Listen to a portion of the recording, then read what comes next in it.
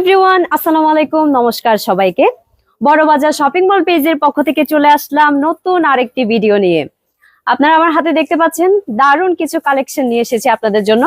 তো কালেকশনগুলো আপনাদের দেখিয়ে দিই।